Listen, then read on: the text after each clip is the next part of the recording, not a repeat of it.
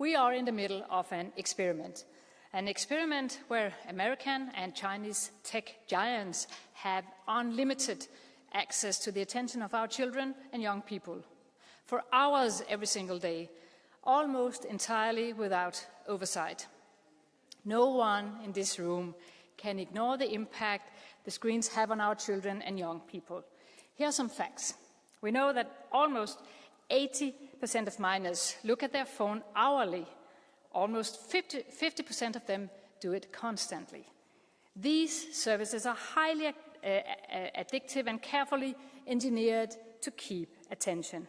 Algorithms and endless data collection track every behavior, making it almost impossible to put down the phone. And how are the children rewarded for staying online? Well, a hit of dopamine. The price for putting down the phone, emptiness and anxiety. And what do our children see online? In Denmark, 50% of young people report see violent and offensive content. They can end up in rabbit holes, seek murder, violence, suicide and self-injury. And if it's not violent content, it's commercials. 50% of content viewed online is commercial. The platforms are becoming an ever-increasing commercial environment for our minors. And who's behind this experiment? Well, pick your favorite villain. For some, it's Elon Musk and Mark Zuckerberg. For others, it's the Communist Party in Beijing and the tech proxies at TikTok. And the children? Well, at least in Denmark, they say, help us. In Denmark, almost 70% report that they want to spend less time on social media. And the parents, the message I hear from parents is the same. We need support. We need your help. Because no parent and no child can stand alone against the raw forces of these algorithmic systems. Only we, politicians, have the power to end this experiment. I'm proud of this Parliament, that we can stand together in protecting our minors online. I want to thank the brilliant shadow rapporteurs working on this file. Thank you for taking responsibility. Thank you for standing on the side of parents and children. I hope the rest of you will join us in supporting this report. Remember, also many member states are taking actions. Some are introducing age limits on social media. Others are removing phones from classrooms. And the Commission is also paying attention. I'm pleased to see President von der Leyen experts group on this issue. The European Parliament cannot and should not be silent on this topic. And therefore, this report is important, and it has been built through broad cooperation across almost all political groups. The report follows a clear logic. It must be safer for children and young people to use online services, also non-social media. And the services should not be accessible for children under 16 years unless the parents have given consent. I know that the age limit will dominate headlines, but colleagues, this report is so much more than that. Let me give you a few examples. We want legislation requiring age-appropriate design and safety by design. We want a ban on loot boxes and other forms of randomized manipulative content. And we also want a ban on engagement-based recommender algorithms and the most harmful addictive design practices. Together with the strong enforcement of the Digital Services Act, these measures will raise the level of protection for children dramatically. And with this report, we finally draw a line. We are saying clearly to the platforms, your services are not designed for children, and the experiment ends here. I look very much forward to hear the debate, and thank you very much for the attention, and especially thanks for the cooperation so far. Thank you.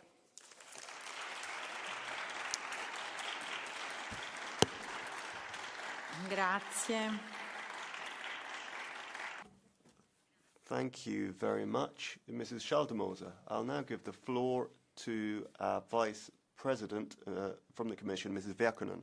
Honourable members, rapporteur, all the shadow rapporteurs, I want to thank you very much for your work.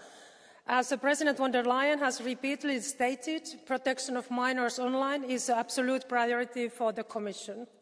And we know that this is also high priority across our member states as well as in this House, as your report very clearly shows. Therefore, at the EU level, we have already taken many steps to protect and empower children and youth online. Because the online world is a part of our everyday life and children have the right to take part in it safely. To safely seek information, learn and be connected to their peers, develop their digital skills and be engaged members of society. The Digital Services Act is our landmark legislation for protecting minors online. It's because of the DSA that protection of minors was taken seriously by the online platforms. Immediately on day one, when the DSA was in place, the Commission asked for measures that online platforms have set to protect minors. Since then, we have strongly enforced the DSA. We have opened cases against 4 adult platforms as well as against TikTok, Instagram and Facebook, focusing on age assurance and protecting minors from addiction and health risks. We also stopped the launch of TikTok Lite in the EU. The DSA minor protection guidelines, we have now very clearly and concretely also identified measures the platforms need to take protect children from online risks, such as grooming, harmful content, problematic and addictive behaviours, as well as cyberbullying and harmful commercial practices. This is very relevant that we have now these guidelines. It's very relevant for our DSA investigations because now we have a clear benchmarks to work with. And the requests for information we recently sent to Snapchat, YouTube, Apple Store and Google Play show that we are already making concrete use of these guidelines. And we work with the national authorities to make sure that the smaller platforms also follow the guidelines as well. We have also published a blueprint now for an EU age verification app. And this is an open source standard on how age verification can be done effectively and in full respect of privacy and data protection. This app is currently being tested by several member states, platforms and end users as well, and it can set a global standard for age checks without requiring anyone to give their information to online platforms. The Audiovisual Media Services Directive is also key in protecting minors against harmful content. It applies to audiovisual media service providers, also video sharing platforms. We are currently now evaluating the directive and will update it in next year. We are also implementing the AI Act. It clearly prohibits AI that manipulates children or exploits their vulnerabilities in a harmful manner. It provides safeguards for high-risk AI systems and ensures transparency for AI interacting with people, including children. We have also proposed a regulation to prevent and combat child sexual abuse to better protect children from these horrible crimes. Also, the proposed revision of the Criminal Law Directive against child sexual abuse aims to combat new threats such as AI-generated child sexual abuse material or pedophile manuals. The terrorist content online regulation is another important tool for member states to prevent that children are exposed to terrorist material online.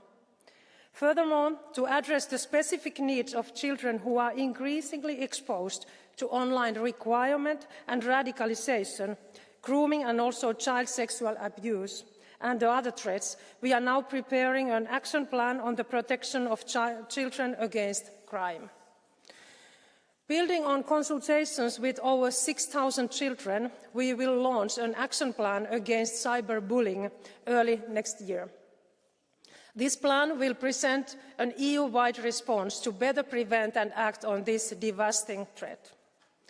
And we will present a Digital Fairness Act to address remaining gaps in consumer protection in the digital environment, paying particular attention to children as young consumers, while ensuring alignment with our existing laws.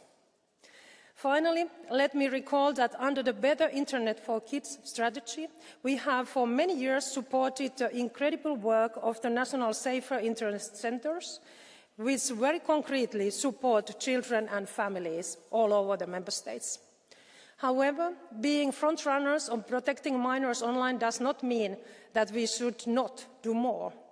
Our President has called for experts to advise her on the best approach for Europe with regards to possible social media restrictions. In this process, we will hear all perspectives from children to parents and international partners. All these listed measures show how the EU is at the forefront of securing children's well-being in the digital era. But we could not do this without your support. We will continue to work with this House to make sure that our children are safe and empowered online. Grazie, onorevole Valchev. Thank you very much. Next speaker is Mr. Valchev.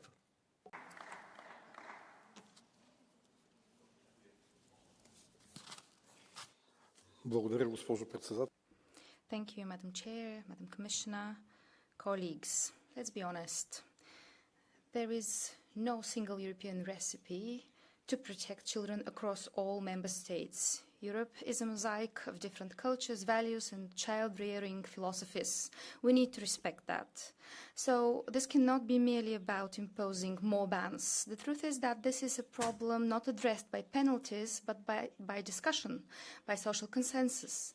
We need parents, teachers, young people to be heard in the public discourse instead of just expecting them to follow orders.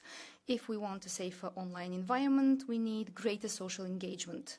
We do have some important rules. The Audiovisual Media Service Directive, it has clear rules for the protection of minors. We also have the revised Better Internet for Kids Plus strategy, which promotes quality content, safer platforms, and effective reporting mechanisms.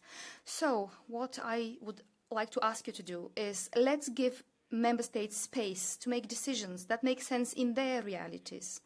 Let's support the process instead of imposing a framework. Protecting children is not a question of restrictions and penalties. It's a question of wisdom, dialogue, and common goodwill. Thank you. Next speaker is Dóra Dávid.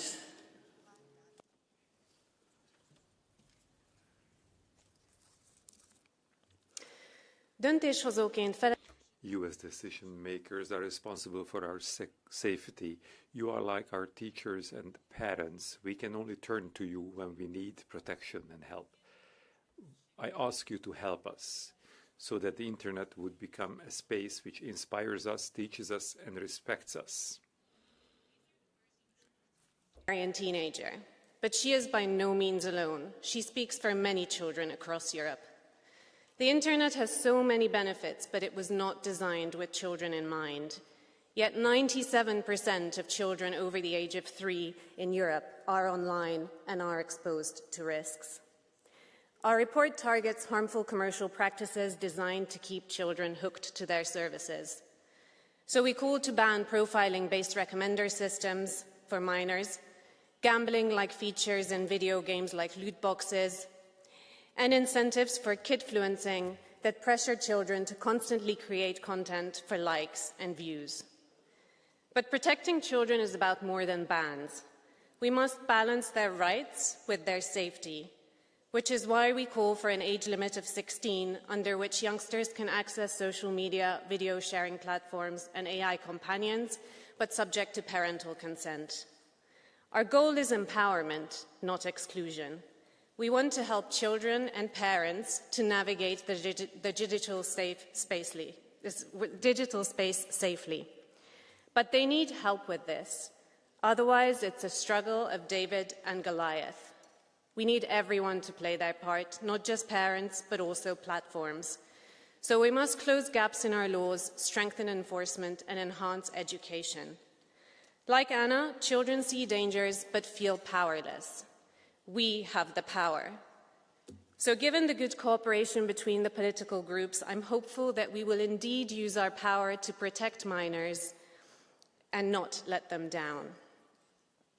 Anna, számíthatsz rá. Anna, you can rely on us. Thank you very much. The next speaker is Alex Ajus-Saliba. The world online nowadays is not a safe place for our children, primarily because of the model which is followed by our platforms, which mean that our children are for too long hours on their smartphones or on their tablets. In certain cases, the algorithms are pushing even content which is addictive, highly addictive, and harms children. It has devastating effects on them. Cyberbullying is increasing, constantly increasing, and also includes false, fake profiles or images of our children. We had a number of cases in Europe which actually led to suicide, and the biggest risk is that of online grooming and the sexual abuse on our children. As a parent, this is really worrying, and it keeps me awake at night. I'm not alone in being so worried. All our citizens know that something is intrinsically wrong here. The large technological platforms know all about this. We heard about whistleblowers who worked with them, but they don't care. And they don't want to act. They are making enormous profits on the backs of our children, and this is not an accident or a mistake. It is actually a part of the way that social media works. They keeps you attentive, keeps your eyes on the screen. This is the secret of the success of every platform. And if they do not act, we must act. And that is why this report is so important. The Commission must carry out its keep to its promise to address this question and this crisis with urgency. Where is the group of experts that had to present solutions to the end of this year? Every year we're losing. This has a high price on the generation which is growing up. The Parliament must take a position. We want a minimum age for our children to have access to media social. We need a verification of age, and not only our children press yes or no that they are over the minimum age. We want to address the addictive design of these platforms. We need more social digital justice, where we have limits on practices that platforms use, a strong and safe online environment for our children. Thank you. Martín Frías. Gracias, señora presidenta. Thank you, President. Ladies and gentlemen, the digital world has transformed our lives, our work, our social relations. But like all progress, it comes with threats and risks. And the most exposed to those risks are our children, to bullying, emotional manipulation, even suicide. We have to protect our minors. It's a moral duty. And to do that, parents are on the front line for caring for their children. They need to be given all the tools that they need to ensure safety of their children online. We can't accept, however, proposals which use the pretext of protecting children, but will then open the door to violating privacy or mass disproportionate data gathering. This is not a competency of the European Commission. It's just another attempt to gather more competencies and take responsibilities from states and from families. On behalf of ECR is Kosma Złotowski.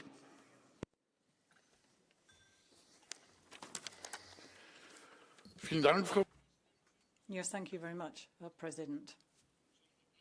Ladies and gentlemen, children are our pride and joy and our future. We would all agree that they have to be protected from the pathologies, including online.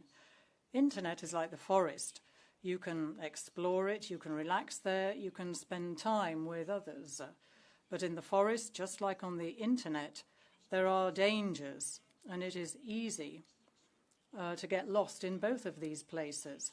And nobody would imagine that children would be safe there without the care of their parents. And in both cases, there is a need for education, there's a need for awareness of the threats and dangers and responsibility, and not another helping of union bureaucracy.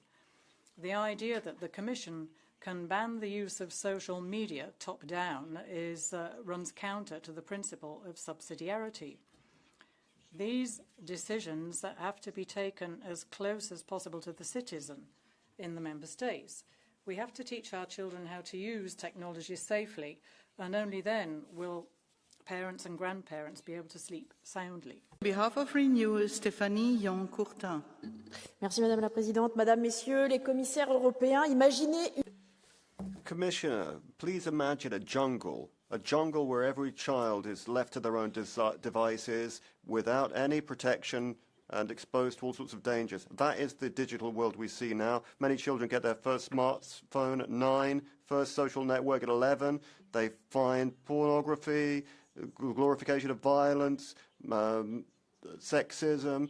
They are addicted to likes and doom scrolling. The parents can't do anything.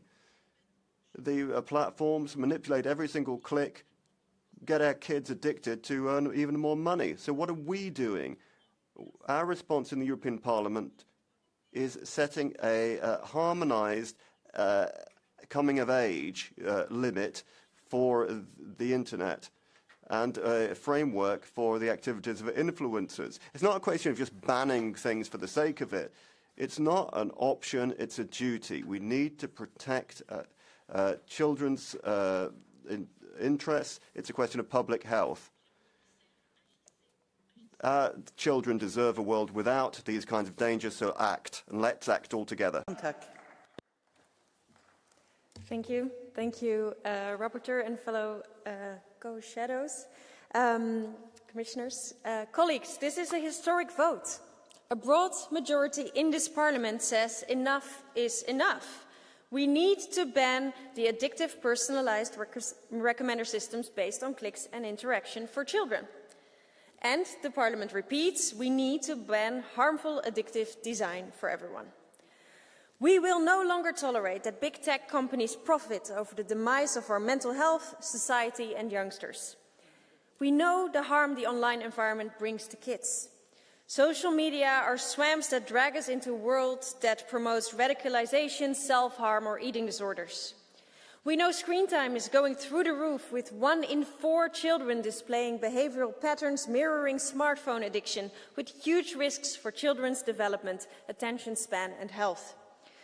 We know chat rooms of online video games are too easy a gateway for groomers. We know chatbots have recommended young people to take their own lives.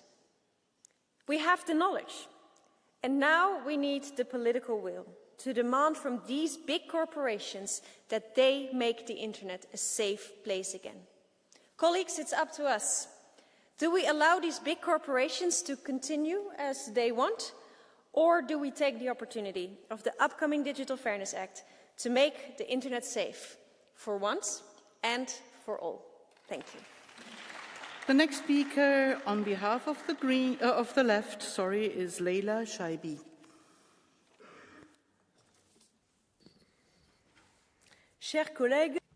Dear colleagues, as Karl Marx said, nature has a horror of a vacuum, and capitalism has a horror of a lack of profit.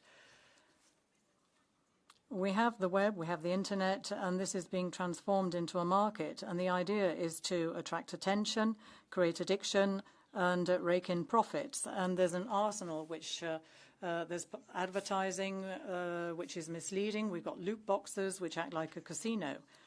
And then we have this solution, i.e. a coming of age, minimum age, but this is not going to work because you can you click on a VPN and then everybody else has no responsibility. It's big tech who's at fault here, and they're the ones that create the traps. What we need are safe social media, inclusive social media, so that everybody, minor or adult, is safe, because what is toxic for children is toxic for adults as well. We have to do something about the world of influence, and we need to ban these addictive tools, and this has to be part of the Digital Fairness Act. In order to protect our minors, we should not let big tech set the rules. Our responsibility is exactly the opposite. We have to take this in hand and create an internet which protects. Thank you. The next speaker is Arno Bausemer.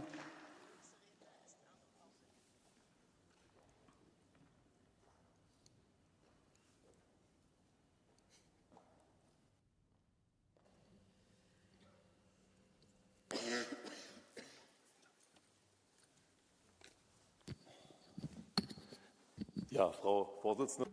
Madam President, Commissioner, colleagues, guests.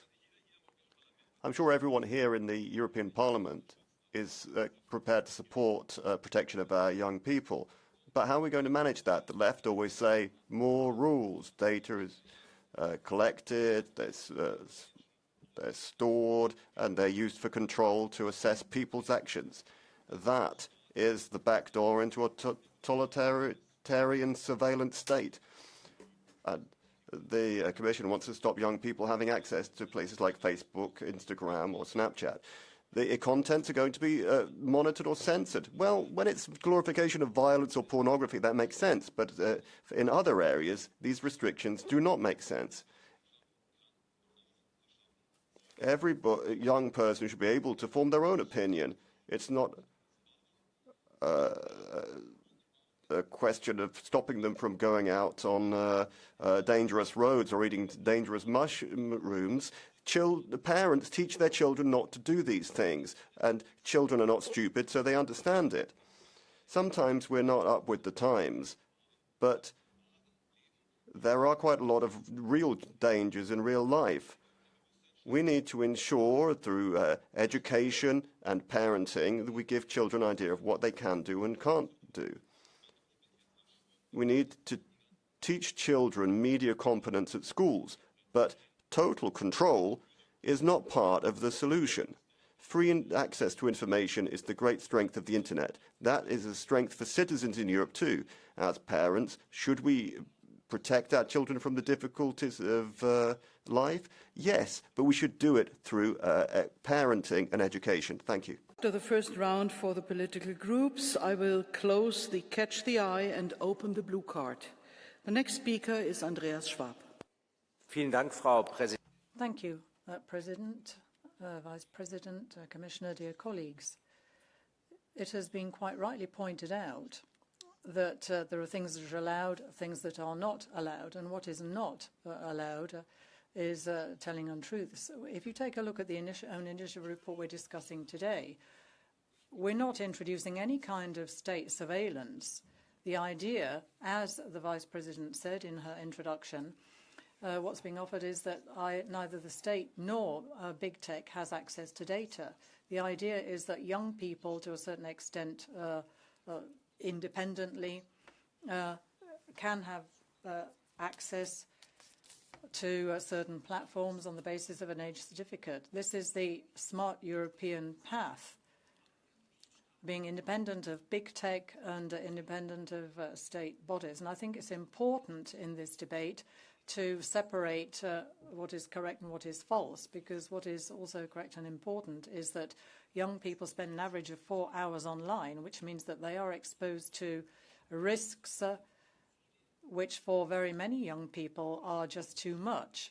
And what we have seen, and this is why we do need a European approach, Vice President, what we have noted is that unfortunately in certain member states where state monitoring works well when it comes to inappropriate content, then it's not always the same in smaller member states. And we want all young people to enjoy the same protection against harmful content.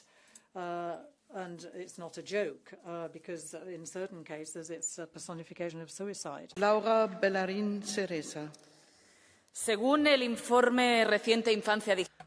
According to a recent report on digital childhood, many children say that they have been bullied or experienced digital violence. When we're looking at 11-year-old children and you're giving them a smartphone, do they really understand the dangers behind the screen? I don't think so. We need to make sure that children know the consequences of the digital world. It's not a neutral or safe world. Children face serious effects, bullying, grooming, sextortion, access to pornography from the age of 10. And this is something that's going around the world. But we can and must act, because technology should be used to serve people, not to serve billionaires in Silicon Valley or Singapore. We need to strike a balance between education and safety. And the responsibility is shared between families and educators, but also the big tech platforms, because their business models are damaging and addictive. And we know that they do that on purpose, because it's not an isolated case. It's a business model which puts profit above well-being, clicks and algorithms above the law. And so we, in this Parliament, send out a clear message to the Commission. We'll voting on this report with a broad majority. Impunity has to end. And it is clear that we need new laws and new tools, which should set a minimum age of 13 to be allowed on social networks, and 16. We need parental authority, an end to recommending algorithms or those based on addicting young people. We need to act, and we need to act. It's not just the parents, but also our children. They don't want to have their childhood stolen from them. Ernő Schaller-Baross. Tisztelt Hölgyeim és Ladies and gentlemen, protecting minors is one of our fundamental responsibilities. The role of the family is irreplaceable in this. The European Commission can coordinate but cannot take over the role of parents, communities and national legislators, especially when market regulation, which is the Commission's job, is the Commission is failing on that. And we see all the risks online for our kids. The TISA member talks about protecting children, while she used to work for a big tech firm which used to promote a world full of addiction online. We should also talk about her party, TISA. They talk about cyber security questions, why they couldn't even safeguard people's data in a simple app. Data leading to data leakage. We want protection for minors online. Card from Mrs. David. Do you accept it? Yes, please, Mrs. David. Köszönöm szépen, kedves képviselő. Thank you, colleague. You're speaking of the protection of children while the Hungarian government as propagandists are lying and AI-generated political contents are spread in the social platform and the media by the Hungarian government. Parents and children organizations are complaining, but you don't care what kind of impact this has on children. Who will protect the children from the government of Hungary? And where is the comprehensive online children protection strategy of the government? We don't see it. Thank you for your question, honorable colleague.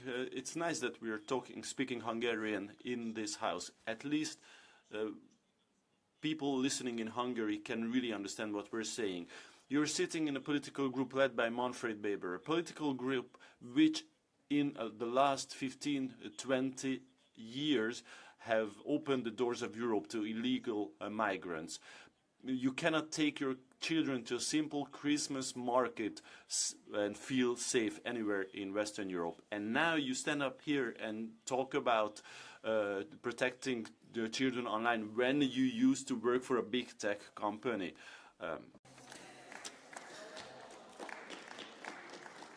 The next speaker is Gheorghe Piperea.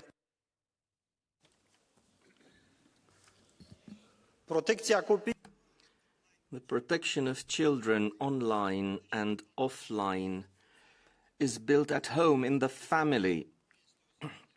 The safety of our children has nothing to do with algorithms. They are safe if we rely on the basic, solid values taught in the family. Responsibility, respect, care for the others, common sense. These are values inculcated by the family. It is the parents who provide a firewall against the dangers on the internet.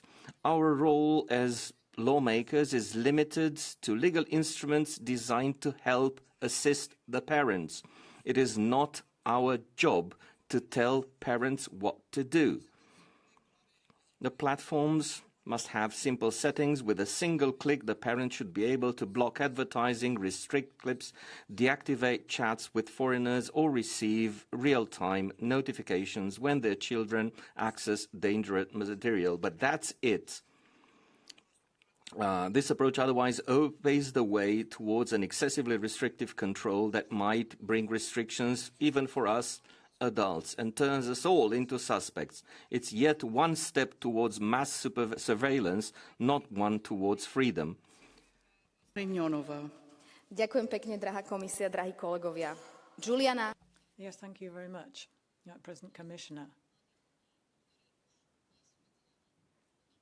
There are 3 young people who are no longer with us. In good faith, they thought they had found a solution to their problem, and they turned to artificial intelligence. You may be aware of this. Juliana was 13 years old, and this was a child who was ignored and left alone, and she is no longer with us. So we are talking about the health of our children. We have to do something. We have to react to the changes that are taking place and the conditions in which our children are growing up. And this is why we want a minimum age of 13 for the access of children to the internet. Our children are individual personalities who are developing, and they need our protection. And they shouldn't be seen as a blank check for economists. Julian, Adam and Suel have made it clear to us in a very tragic way that we are responsible for them. So let's do something. Tack, fru talman. Thank you very much, Madam President.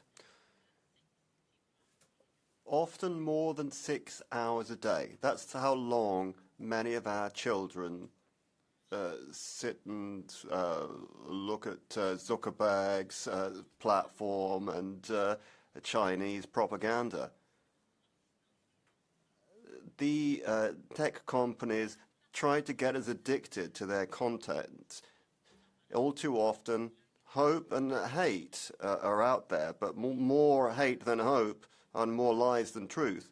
The EU is the only actor in this world that can respond to the tech giants. So let's do that. We should dare to set requirements, take back control, ban addictive algorithms, look after people's well-being, put that in the center, rather than the tech giants' right to manipulate us. The future is created today, and it should be created by people, not algorithms. Thank you. The next speaker is Nikos Pappas.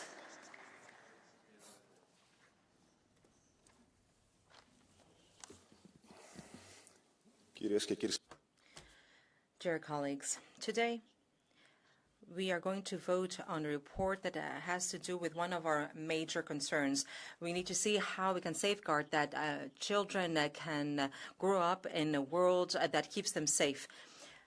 Digital spaces are part and parcel of their everyday life, so we need to create a safe environment. However, protecting minors online cannot only rely on technical regulations and solutions. We need a comprehensive pedagogical approach that will teach children to keep themselves safe. And schools have a very important role to play here. Children need to be properly trained and educated in order to understand how algorithms work. We cannot leave platforms to determine what children can see online and how they will shape their worldview. We need to safeguard the right of each child to grow up in a safe digital environment. Thank you. Speaker is Ewa Zajączkowska-Hernik.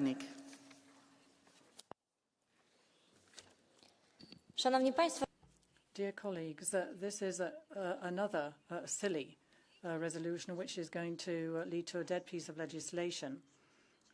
You're talking about freedom on the internet, sovereignty of countries. You're talking about protection, but there's only one aim and target of this, i.e. deeper surveillance of citizens. An age verification means that even more sensitive data is going to be collected, identity theft and greater control over our lives. Access to the internet and social media is a decision that has to be taken and depends on parents. We bring up our children, and it is we that have responsibility for our children. The European Union cannot replace parents. This resolution shows a total lack of contact with the reality.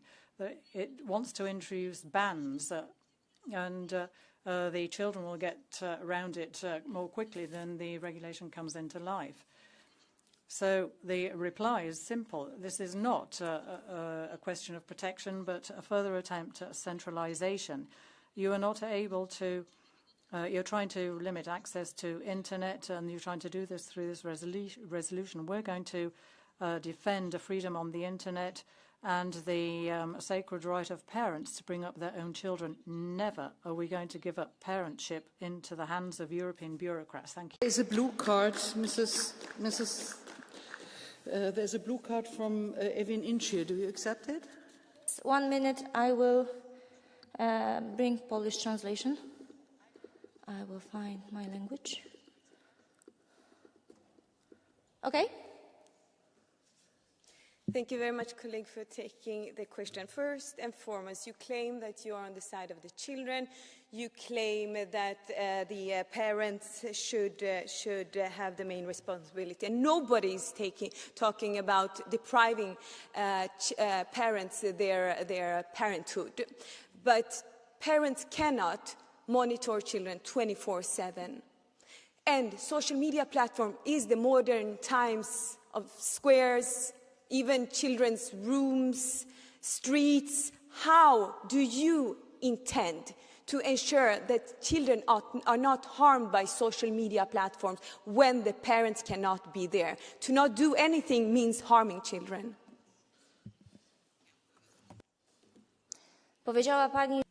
You have just said that parents are not in a position to be able to monitor their children 24 hours a day. The European Union should not have the right to do this, i.e. to monitor and to observe children 24 hours a day. This is the responsibility of parents to look after the safety of their children, and we're not going to allow European Union to have greater competences in order to be able to monitor and control our children. They want to introduce this piece of legislation in order to be able to control what is published on the internet or not. This is the problem. You're not looking after the good of children. What you want is control of the internet and content that is appearing on the internet, and we don't agree with that. I would like to repeat the rules for blue card: 1 minute question, 1 minute answer, and the possibility to ask an additional question. So, Mrs. Incir, Mrs. Zajączkowska, there is the possibility for a repetition again. No. Yeah, but she has to accept.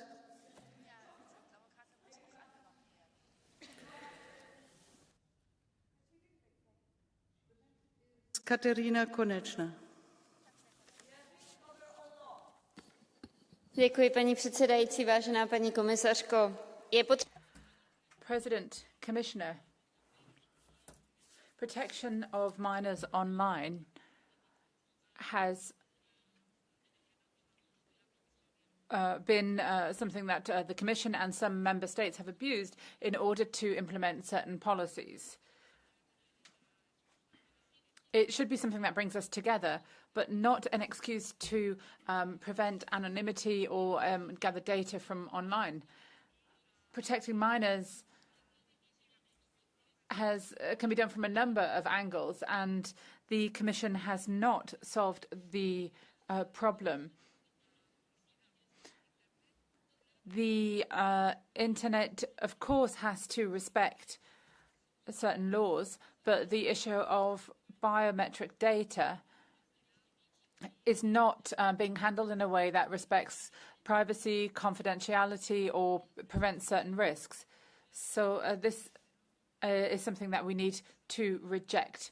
We need to not do more harm than good. Muchas gracias. Thank you, President, Vice President, Commissioner. Digitalization obviously is part of our lives, but this is like a tsunami that is impregnating everything. And in the case of young people, it's going even further.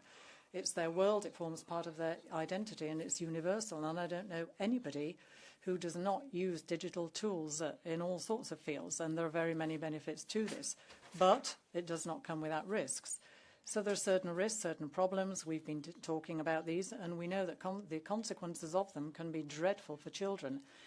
Self-harm, food disorders, pornography, all sorts of things. The digital world in which our children are growing up and have grown up may appear inoffensive, but in certain cases is not at all. So what we have to do is provide, should we overprotect, deprive them of their world, or allow them to use it without limits?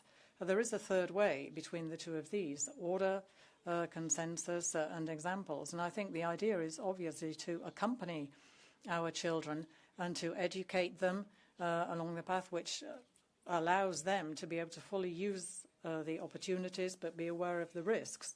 And the digital world is no exception to this. And I very much hope that the report will be adopted tomorrow with a broad majority, and this report is heading in this way.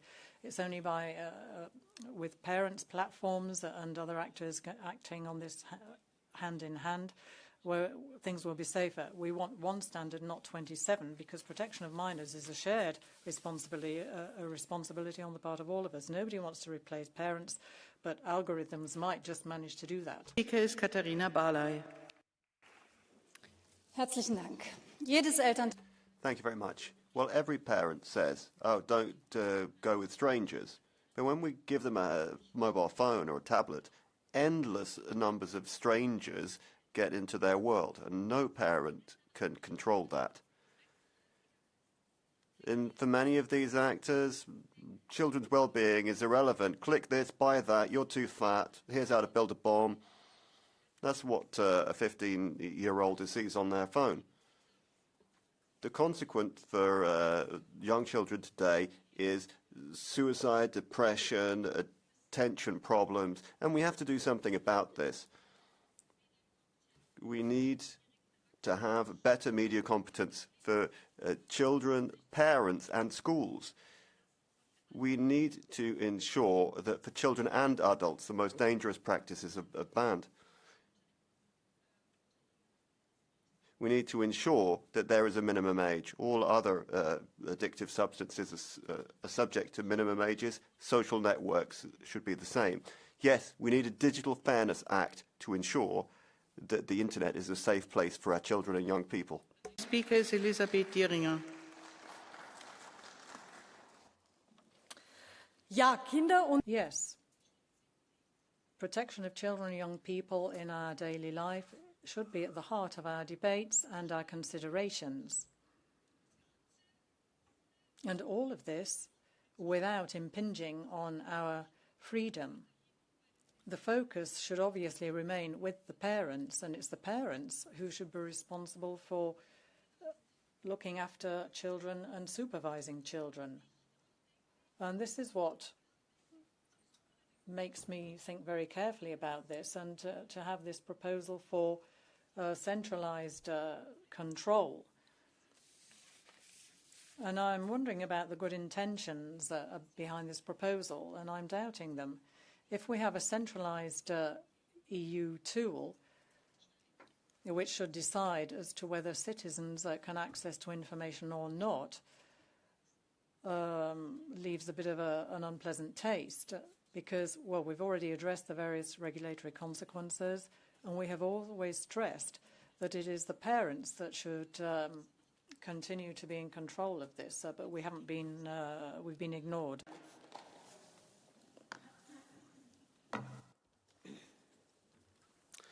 Grazie, Presidente. Thank you, President. We all want to protect our young people, minors, children. But some people want to do that by substituting member states, by additional bureaucracy. Some people want to protect them by trying to gag people. We are very clear. We want to work with families. Families have to remain at the heart of our society, and that's why we want to encourage member states to develop parental control systems and ask this from digital platforms as well, because you can't replace the key role that families have to play. And nor can we replace member states who also have a fundamental role to play. They can't give up their sovereignty to people who want to remove it or cancel it. We want more clarity, but fewer laws that will take over sovereignty from our member states.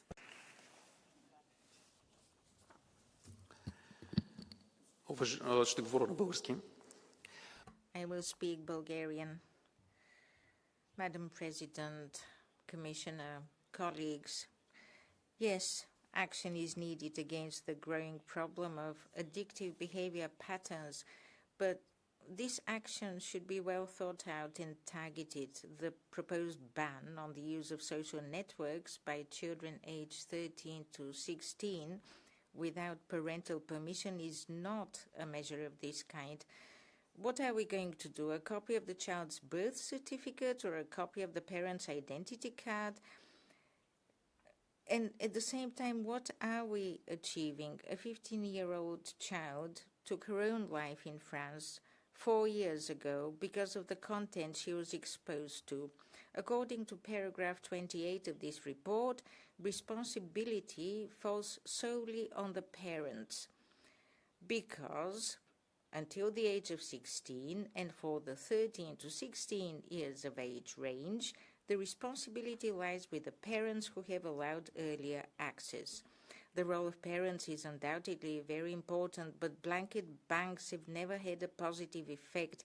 Let us fight harmful and dangerous content and manipulative algorithms. Merci, Madame la Présidente. Thank you very much, Madam President. Commissioner, colleagues, the attention economy has decided to make our children into guinea pigs, and they're using platforms and algorithms that pursue our children, but all of us, in fact, to break into our brains and find out what our emotions are. They are trading in our most intimate feelings. Now, if you leave all of this on the shoulders of the parents and families to deal with these toxic algorithms, I don't think that's enough.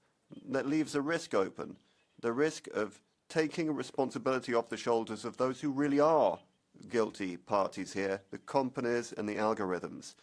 In the European Union, if we want to really protect our children, we have to take back control over the algorithms. So, Madam President, beyond the text we'll be voting on tomorrow, we need to move away from this idea of deregulating further with the digital omnibus, for example, which wants to take burdens away from companies. No, we need to do the job of protecting us from these international companies. The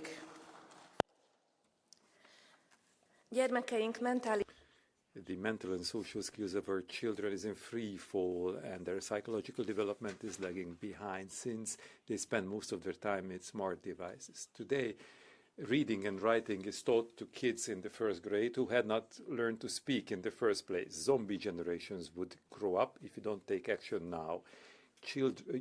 Parents and teachers should be enlightened. According to experts, below 14, kids should not be given smartphones.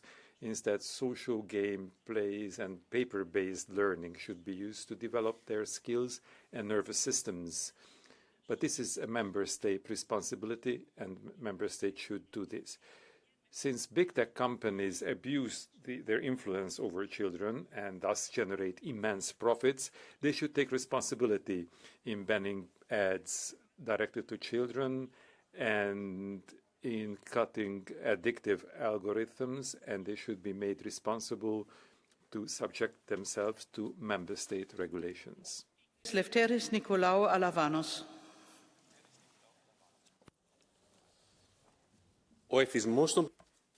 The addiction of children to social media is a real problem its causes is the fact that there are difficulties for the families. We have commercialization in every aspect of society and the wrong models. The application of DSA, DMA and the other pieces of legislation does not deal with the problem because they want to protect EU tech monopolies against their competition with US and Chinese monopolies. In order for them to have profits, they need to have these algorithms, the addictive systems, in order to be able to make kids addicted. Now, the kids are preferred targets for those conglomerates because they have no experience and no judgment. Your proposals, like the ones that the Greek government took, always try to say that the problem will be solved with individual responsibility. The solution is to fight for the needs of children and teenagers and smash capitalist barbarism. Regina Doherty. Thank you, Madam President. Colleagues, as a parent, you can be sure that the recent data showing that more and more young people are turning to chatbots for friendship really stops me in my tracks. AI chatbots are perfectly mimicking the predatory behaviour of human groomers with absolutely devastating outcomes. And like most parents, my head tells me that I know about all of the opportunities that the internet gives, but my heart tells me it can be a real source of danger and harm for our children. And quite frankly, I think parents have had enough. I'm really tired of hearing stories about children exposed to things that no child should ever see. And I genuinely dread to think how easy it can be for an innocent child to come across adult content, extreme violence or targeted manipulative content. I'm tired of childhoods being ruined, of young people's mental health being damaged and criminals getting away unpunished. And I'm tired of parents feeling like we're left to fight this battle all on our own. With this report, we are setting clear expectations, and it's time for the Commission, Member States and platforms to enforce them. This is Europe saying no more. If a company put children's lives at risk in the real world, we'd shut them down. Online platforms should face exactly the same responsibility and exactly the same consequences. We've had enough of weak enforcement, weak rules and far too little responsibility. Whether it's under 16s on social media without proper parental control, addictive design keeping children hooked for hours, or AI bots preying on our children's fears and insecurities, we need real age checks, real safeguards and real consequences. And we absolutely must ensure that we're giving parents and children the resources and the information that they require to tackle this issue effectively. Thank you. The next speaker is Biljana Borzan.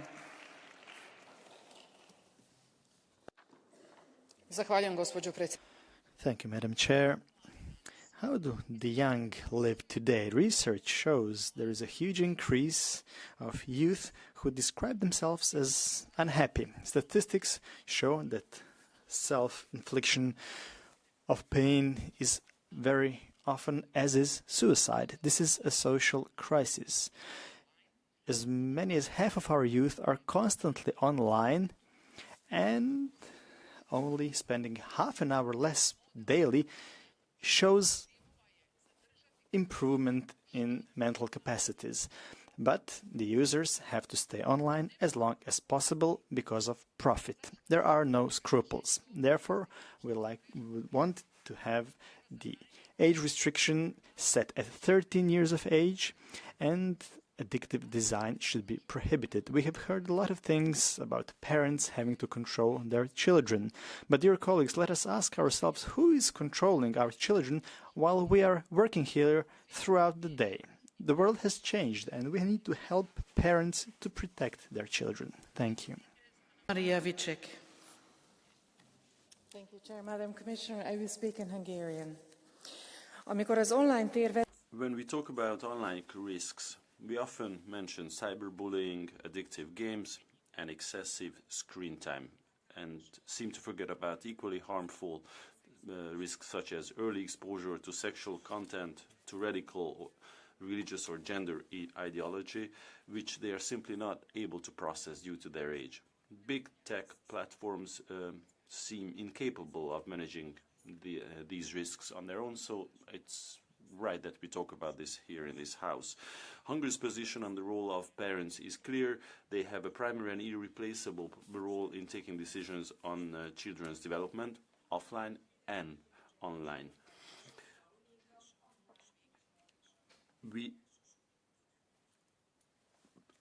Legislating on this is primarily a member state or national competence. Hungary is committed to protecting children. We adopted a strategy on this, a digital strategy on curbing online aggression. So we support every European initiative which seeks to reinforce national systems, acknowledge the parents' role, and better protect our children online. Thank you. There is a blue card from Mrs. David. Do you accept it? Of course.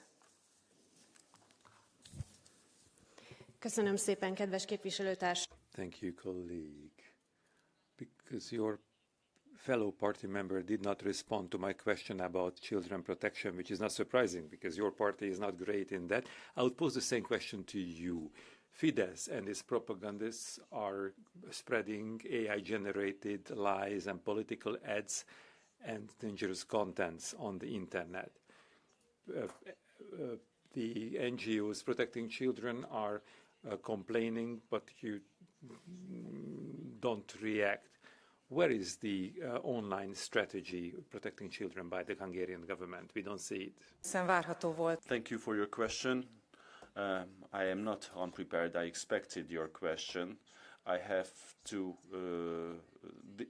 These are unfounded allegations because Hungary has adopted the most comprehensive and strictest family protection and child protection systems. We have managed to curb pedophile crime, and we have introduced targeted social measures which have clearly improved the situation of children. My question to you is the following. Your party, TISA, what is your position on woke ideology, which is an equally big risk? Can you please reply? Thank you. Thank you. The next speaker is Lara Magoni. Grazie, Presidente. Thank you, President. Protecting minors online is a responsibility that we cannot ignore. Just in Italy, in 2024, we saw a 90% increase in crimes against minors online. If you have platforms, it means anyone can get on them through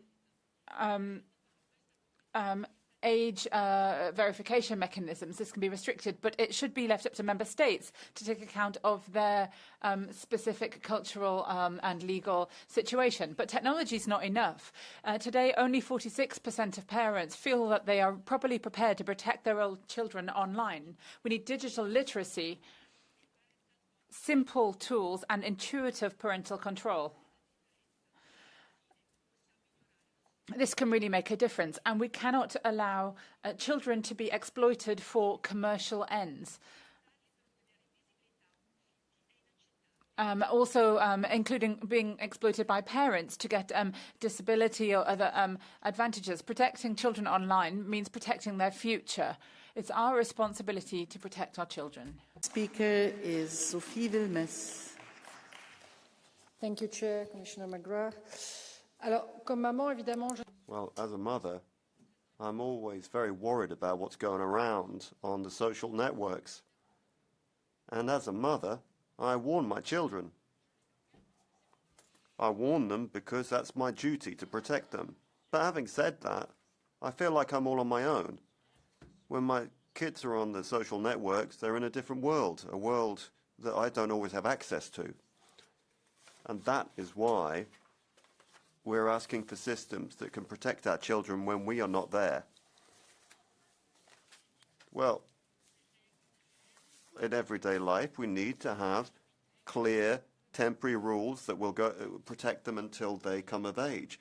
Rules that can protect them, to protect them physical, cognitive, and emotional development. We have rules in other parts of life, so we need to do exactly the same for the internet and online space. So we'll be voting in favour tomorrow, but I have a regret, which is that we did not set 15 years as a minimum age. But I think that we cannot continue to allow young people to be left to their own devices on the networks. Fernandez. Gracias, presidente. Thank you, President. I've listened to colleagues, and of course we want to protect children, but who from? From the internet or from people in this room?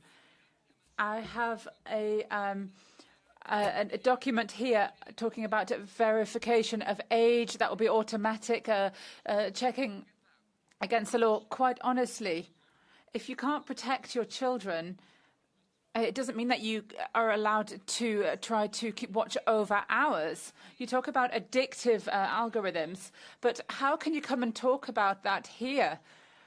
You have half of the continent addicted to your propaganda.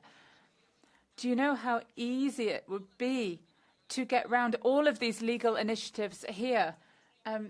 Technology is far ahead of anything this chamber can do. With Chat GPT, we can access any database, regardless of anything that you do here. And so I think a lot of the European legislators here don't understand that. If you want to protect children here, we need to have digital literacy. We can't treat the internet as if it's a risk. Puesto. Of course, I'll accept.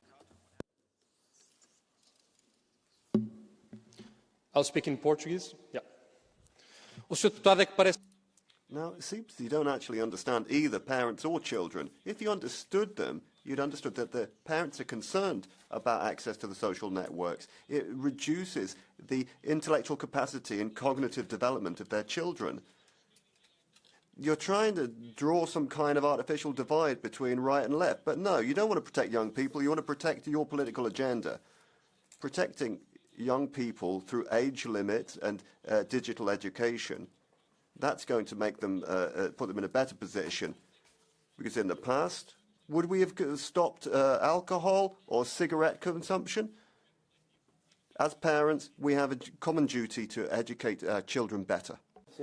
Muchísimas gracias por su pregunta. Well, thank you for the question. If people are concerned about what's being done on the right, I think we're all part of the same moral framework of this continent.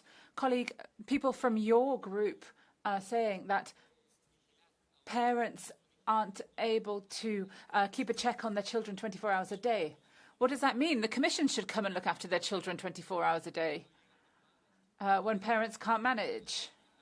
Or that the Spanish left should be act as parents. You're authoritarian, you're hypocrites. And that's what you're trying to do. You're trying to defend the internet for this purpose. Thank you. Is Magdalena Adamowicz.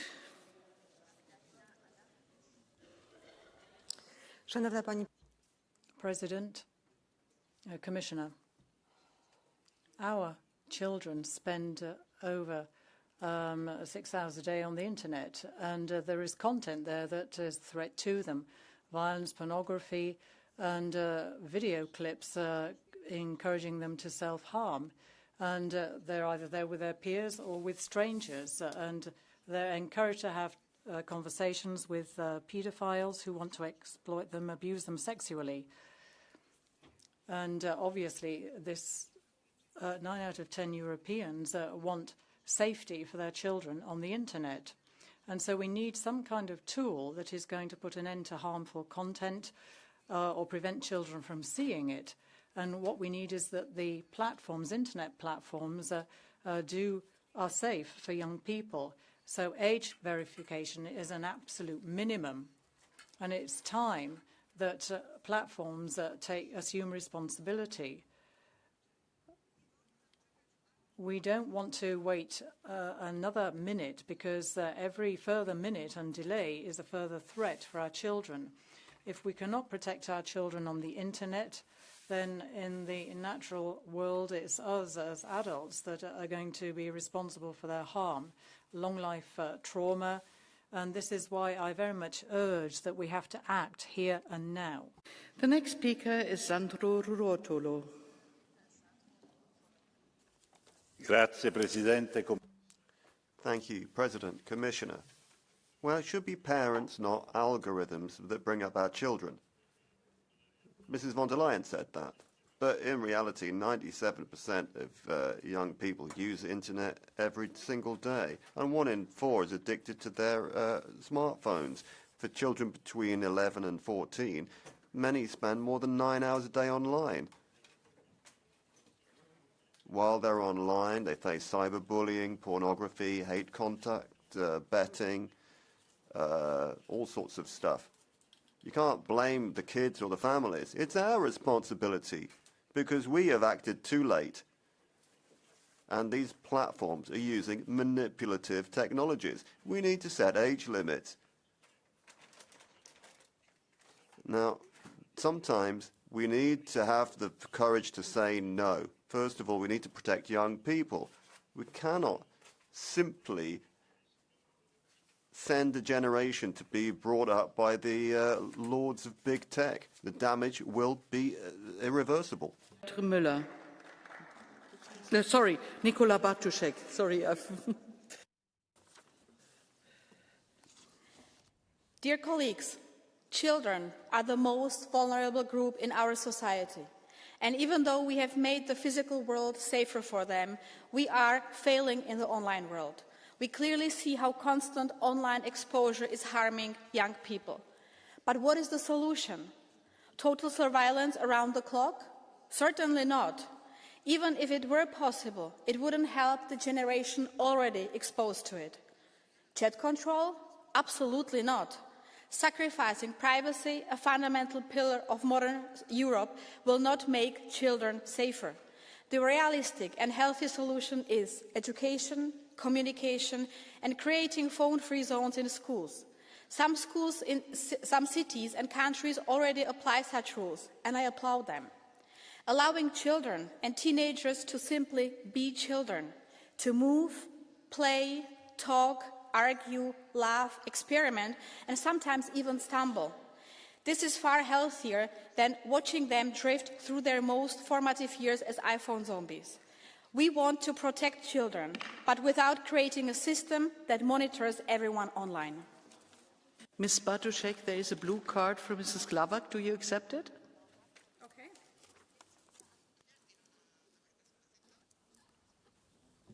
Yes, thank you very much. Thank you very much. But could you please tell me, how do you plan to prevent what is happening every second on encoded online platforms where videos or photographies of sexual exploitation of children is being shared? Many children from schools have met in person with people who they've met for the first time online. They certainly do not have their parents' approval. Europol has also detected 2,000 links to terrorist and extremist content directed towards minors who are planned target. How would you deal with this? I allow myself to answer in Czech. Samozřejmě musíme podporovat naše děti. Yes, thank you. Obviously, we do have to support our children and we have to protect them in the online world because the risks and threats are far greater than in the offline world. But on the other hand, it is hardly possible to control every single message, every single piece of information. What we have to do is not spy on our citizens. We have to communicate, we have to bring up our children, we have to educate them, and we have to show our citizens just what risks and dangers are lurking on the internet. And the way we should be taking is not to be spies. Szanowni Państwo, ochrona dzieci w internecie jest oczywiście jednym z najpoważniejszych zadań, Yes, thank you very much. Protecting children online is one of the most important tasks that we have to undertake as politicians. We're talking here about social media. There are a lot of risks and dangers. It can be very addictive. So you know, we know that internet is everywhere, and this whole idea of age verification and in recognising what people's identity is, we need to look at what access children have. And yes, platforms need to come up with instruments to ensure that parents can have a certain degree of control. We need to come up with technical solutions to make that possible. Social media, the platforms, they have to shoulder this technical responsibility, and they need to come up with these instruments.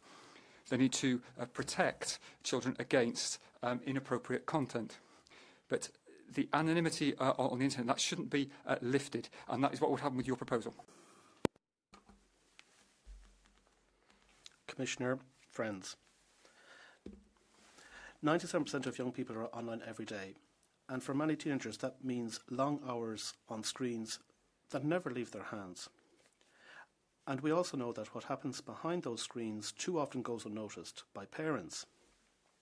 Predators slip into children's lives through private chats and group messages, and algorithms are designed to capture our attention, not to protect the user, constantly pushing more extreme or sexualized content. In games that appear harmless, loot boxes are hidden that mimic casino mechanics, often involving real money. But this is not bad parenting, but a business model built on behavioural psychology and dark patterns.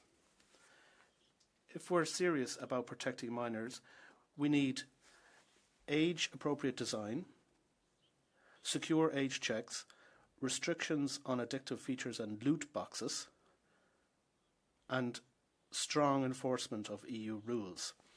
And if we want to strengthen parents' confidence, we must approve this resolution and enforce it using all the tools at our disposal. Thank you. Ďakujem, pani predsednička. Vážené dámy a páni, už väčšina z nás... Thank you very much, President, ladies and gentlemen. All of us here are dependent on the internet and modern technologies. I think, as far as I can see, all of us are looking at our smartphones, and we adults know what is harmful, but it's a real problem with children. The digital world is growing faster than our rules. We can protect our children by telling them to do certain things out on the streets, but we also need to protect them online. There is a lot of manipulative content online, a lot of things that are harmful to children. So there are two things we must do. Firstly, we need to ensure that we implement EU rules. Platforms must be held accountable, not just in terms of deleting things, but also in terms of what they disseminate. Then, secondly, we need to ensure that we teach children to understand what is harmful. And then thirdly, we need to avoid children being exploited for commercial reasons and becoming targets of advertising. Thank you. Children are spending more and more time staring at the screen because digital media for them is a very important way of communicating. But they see content they shouldn't, and this has dreadful consequences for their mental health. Parents cannot control their children, so there is no time to lose. We need more radical measures at the European level. For example, the digital coming of age identity card, so no one under the age of 13 should have access to social media, and for the ages between 13 to 16 only after parental leave. We also need to have an age verification system and more initiatives to strengthen the skills of parents and teachers, but we have to be sincere. It's companies that have are mostly to blame, because you shouldn't use these platforms as a fig leaf for responsibility to be shown onto parents and teachers.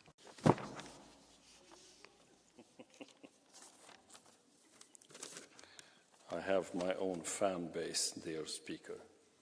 Dear Commissioner, kära kollegor. Dear colleagues,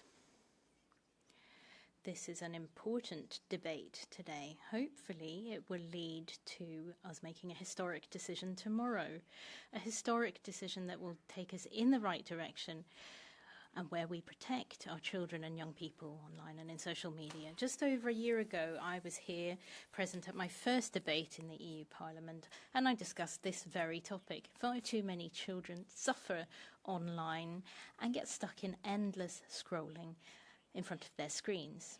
I'm talking about my own children and many other children out there who feel worried about the world that they face in their phones.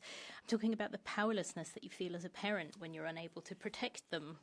Our children's lives should not be governed by for-profit algorithms generated in Silicon Valley or Beijing.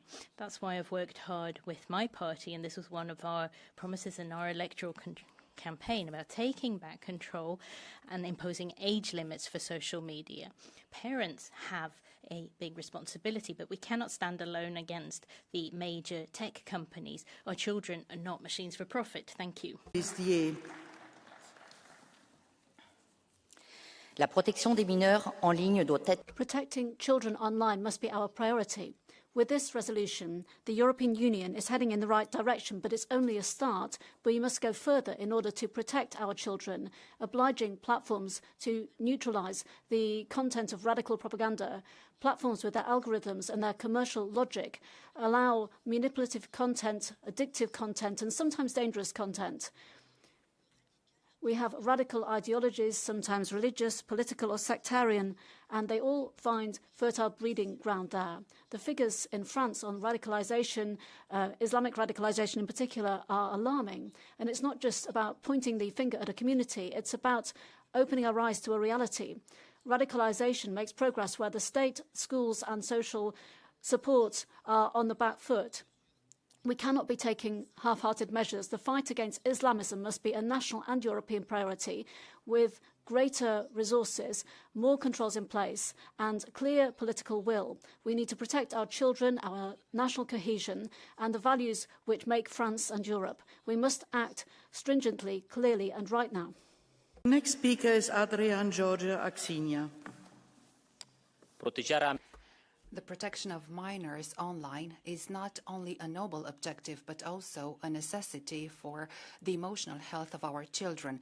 If we lose this battle against addiction and unhealthy practices, the future will become dystopic. I would have liked to vote for a report that protects children, but the surprise is that the rapporteur attacks the sovereignty of the member states and paves the ground for future cyber attacks. Reading the report, it's clear that the silver bullet represented by the Digital Services Act seems to have missed the target. The imposed measures are either useless or easy to circumvent. So the focus of DSA has shifted towards limiting the freedom of impression. It is toxic to create a so-called group of experts coordinated by Ursula von der Leyen, and that this structure establishes rules for online platforms without going through Parliament. In the end, I would like to draw the attention on some bad practices in Romania. My party, AUR, tried to ban minors' access to porn sites using the French model, but the power in Bucharest opposed this undertaking.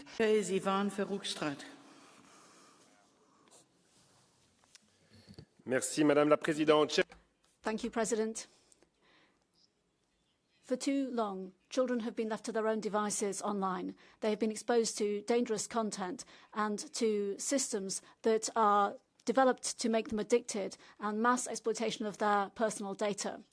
This text finally sets out clear rules, harmonised age limits at 16 and greater protection for the under-13s, but also an end to targeted advertising and the most addictive functionalities. And we're doing this by putting in place a verification system which will respect people's privacy, which is important, but also ensuring that platforms and those in charge of them can be held to account if there is a repeated failure to act. The dangers are great because at 10, 13, 16 or 18, it makes a difference. It's not down to the tech giants to dictate our laws. What is banned in real life must also be banned online. This is a clear message for Europe, for our citizens and for our children. Thank you. The next speaker is Dirk Gotting.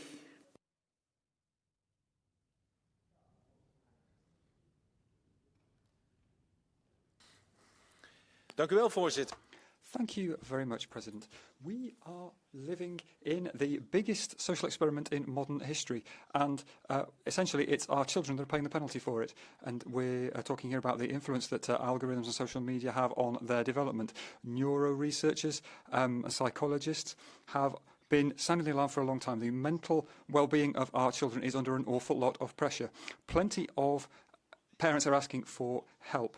These systems are not neutral. They are developed to strengthen emotions and keep us captive. Essentially, children are being enslaved to these platforms. You look at what these American and Chinese companies are doing, and look what's happening with the collection of all of that data. These untested substances, you know, if they are in our children's food, then we do something about it. And here we're dealing with algorithms that are feeding our children.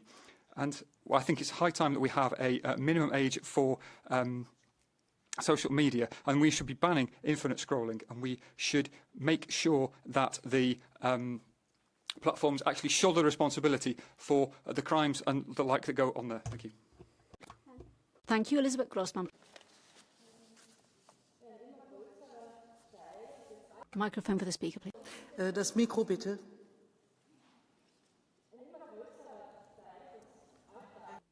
A microphone, please. Now it is working. Ja. Findet in der digitalen Welt statt. Endloses Scrolling. In the digital world, we see endless scrolling, addictive and harmful content. It is demonstratively causing anxiety, sleep problems, learning difficulties, aggression, and further mental problems. Girls are often affected by feelings of lack of self-worth, unrealistic ideals of beauty. Boys are often the targets of violence and radicalization with terrible consequences. So, life-threatening tests of courage, violence, or even gun attacks in schools of the kind that we've seen in my own hometown of Gratsoia. So the digital world can be a very dangerous place. Age limits are one option for protecting children and ensuring that parents are supported when they exercise parental responsibility. Business models which are at the cost of our children should be banned both online and offline. This initiative report is a clear mandate to the Commission to protect our children. Speaker is Marie Douchy.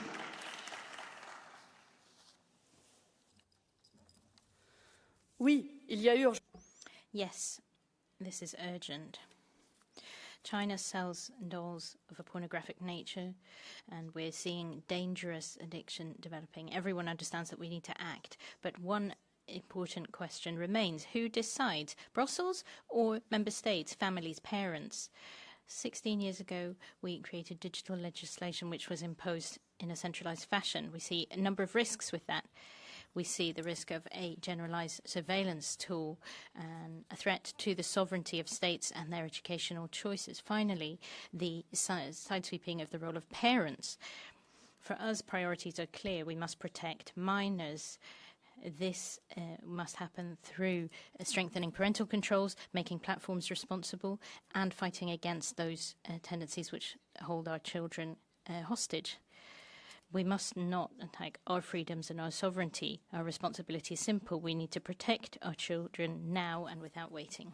Next speaker is Marcos Quarta. Thank you, President. We all agree that minors must be protected online. But we cannot use this as reason to create a central system that tells everyone how young people should access the digital world. This problem is complex. A single European solution could become even more complicated and intrusive. A fixed digital age or strict automatic tools cannot replace the role of parents, teachers and adults. Limiting access might help, but is not enough. Real protection comes from guidance, education and strong support for families. If we want a safer digital online space, we must start from people, not from one uniform system. We need balance, not more distance between the rules and everyday life. Protecting minors is not about technology alone. It is about responsibility and trust. Thank you. The next speaker is Annamária Henriksson. Värderade talman, kommissionär.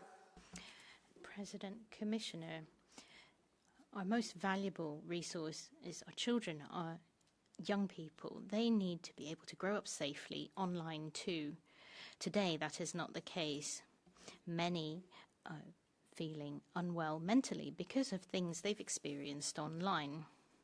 Our responsibility as adults and our responsibility as the EU is to act now. All the alarm bells are ringing. This is a new public health problem which is affecting our children, our youngsters. That is why the platforms need to be held more accountable. We have algorithms based on creating addiction in children. They must be combated effectively. Children and young people being dependent on, addicted to social media may be the most significant reason for increased ill health amongst young people. That is a public health problem. We need to put children's health first and platforms second.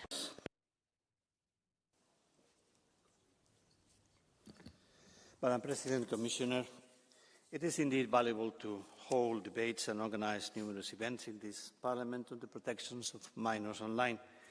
These discussions help raise awareness, but awareness is not enough. Children cannot be protected by speeches only. And that is why, from the committee responsible for online protection of minors, data protection, law enforcement and judicial cooperation, the LIBE Committee, I would like to deliver a clear call to action, a call to all actors, to all stakeholders. The situation of children in the online environment is seriously deteriorating on all counts, not only CSAM. Exposure to pornography, addictions, betting, self-harm, recruitment by organised crime. Well, we must work together with a strong sense of responsibility and determination and make the most of our respective positions and roles in the legislative process. Every minute we lose without producing effective legislation, every excuse we hear for not taking action means more children harmed, more lives shattered, more lives ruined. Thank you. The next speaker is Pierre Jouvet.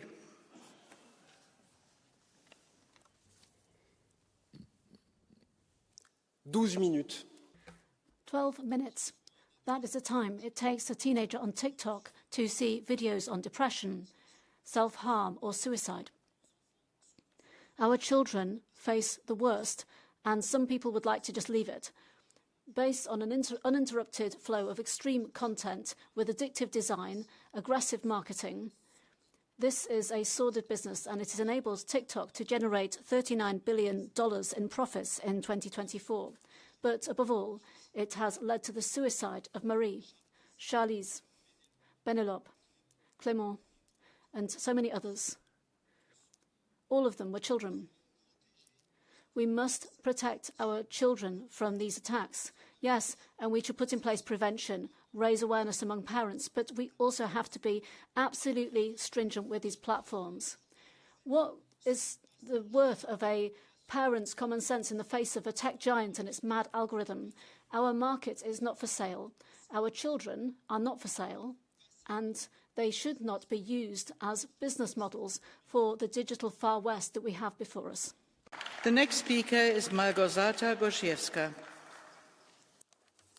Internet stał się miejscem hejtu, propagowania.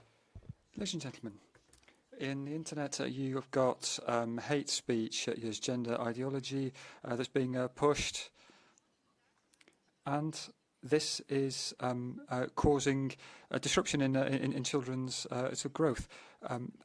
It's in families. That's where we have the fundamental values, and we need to bring up barriers to protect them. We need to protect children against inappropriate content. But essentially, the biggest ally that we have in all of this is parents. It's adults. We need to know what is endangering children. We need to be able to protect them. And what's clear is that children should not be the victims of dirty political campaigning, and that was the case in the most recent presidential elections. Those that support the current government, they attack the children of the leader of the opposition, and this really goes completely against the rules of engagement that we have in politics. This was the initiative of the Polish First Lady. It was very important. She actually set up a foundation to protect children from inappropriate content online. We need to protect children, but we need to do this at a national level. And I am against. Speaker is Maria Grappini. Madam President, Commissioner, dear colleagues, we are debating an essential report for the future of our planet, for the future of Europe. How can we say that the responsibility for protecting minors in the online environment belongs only to the parents? We haven't excluded the importance of education, the importance of parents in this report, but democracy is based on rules. The message of this report was the following. We, the member states, need to find mechanisms so that platforms limit the right of minors to certain information that is not age appropriate. Children harm themselves. They commit suicide. Recently, a boy killed his sister. So these are misleading platforms. The interfaces are misleading. Dear colleagues, I'm happy that we have a large majority here. For us, the future of Europe lies in the protection of minors. And together, we, the parents, the educational system, need to regulate this environment so that minors do not have access to things that are not appropriate for them. Thank you very much, President. Protecting minors online is a responsibility that we all need to shoulder, but we need to be realistic in how we deal with this. The report has some constructive elements, but generally speaking, we in the digital age and the European verification systems, essentially there is a risk that this becomes a tracing system, and it will track minors, and it also undermines national sovereignty. And then you also have product design, video games, and functions of platforms. It's disproportionate. That's what it is. Protecting minors should not mean substituting families or getting round national competencies. It means adopting efficient solutions to grow a digital culture amongst parents and enable them to use pre-existing instruments to protect their children. To ensure a secure digital environment, we need a Europe which guides without imposing, which protects without controlling. Only in this way will we be able to shoulder this responsibility. Thank you. Okay, is Evin Incir.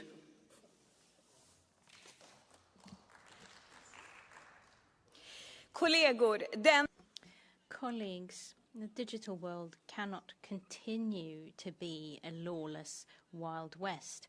Today, criminal networks and organized crime, terrorists are using social media to target and groom children into criminality and terrorism.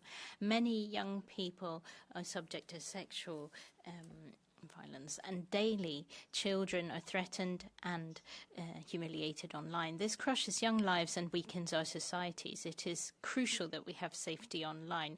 Digital age verification is an important tool. There is no magic bullet, but in combination with digital competence for young people and cooperation with platforms, we can create a much safer digital environment. Today, the online platforms are our modern day streets and squares. That's why we need real responsibility and accountability. Children's safety must never be at the goodwill of big tech. The far right here is kowtowing to tech giants, but we want to protect our children. Each child deserves safety both online and offline. Blue card from Mr. Oliveira. Do you accept it? Absolutely. Mr. Oliveira, please.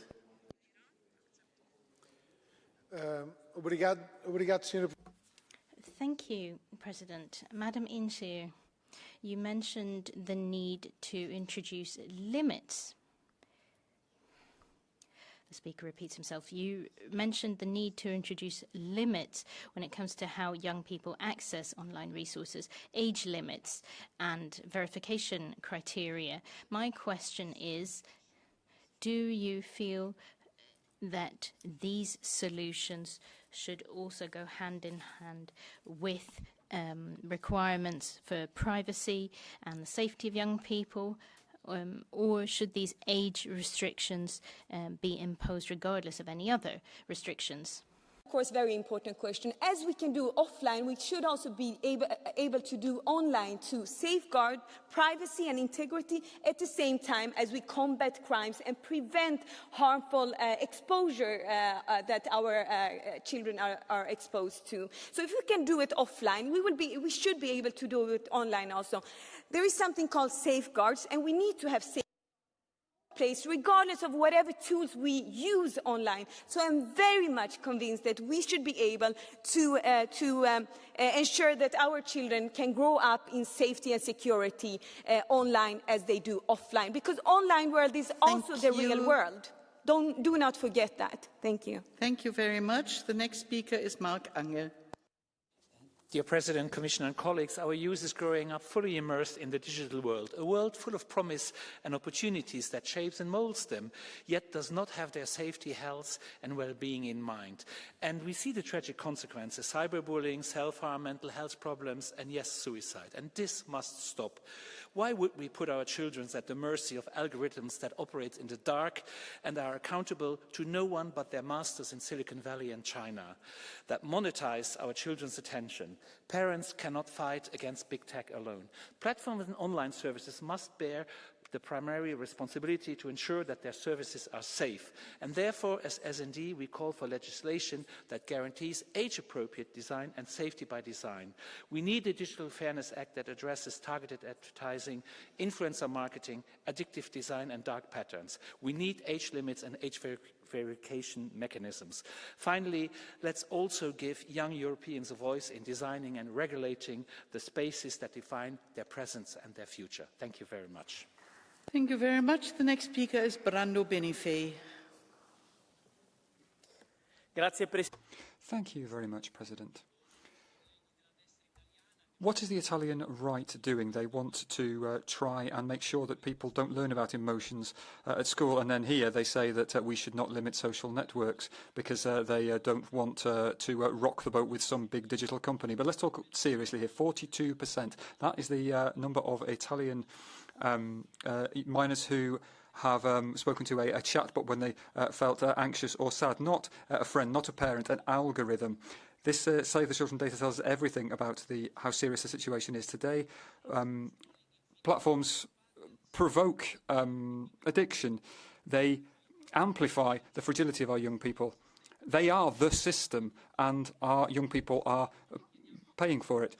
We need strong European rules. We need age verification. We need a common minimum age. We need to fight against addiction.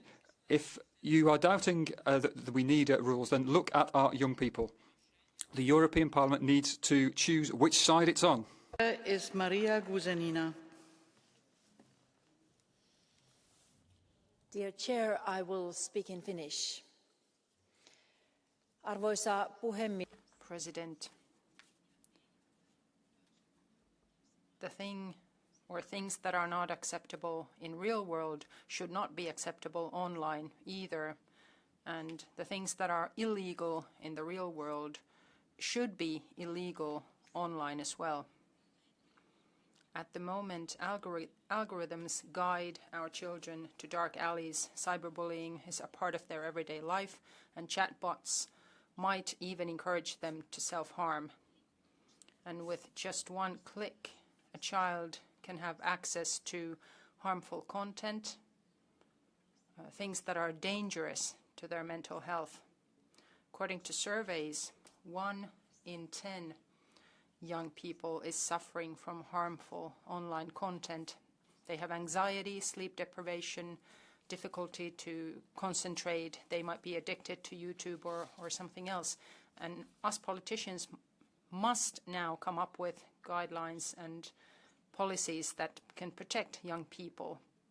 Protecting young people and children should be the priority of us all and of the platforms as well. It takes a village. The responsibility is ours, it's of the communities and us politicians as well. The next speaker is Marina Kaljurand.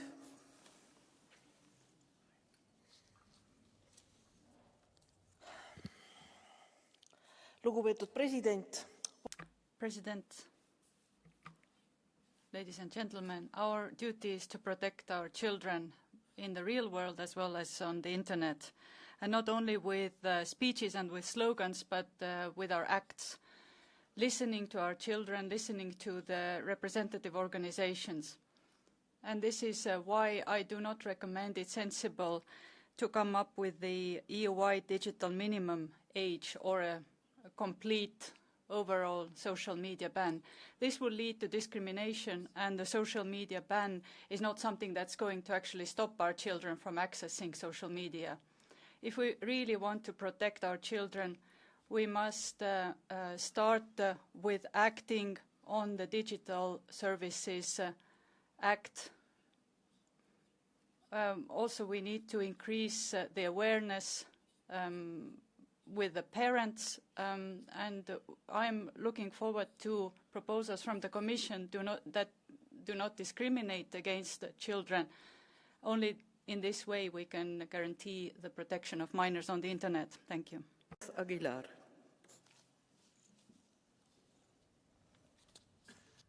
Thank you, President, Commissioner McGrath, and Rapporteur Schaldemose. There is a clear demand from people, and the Parliament has to respond.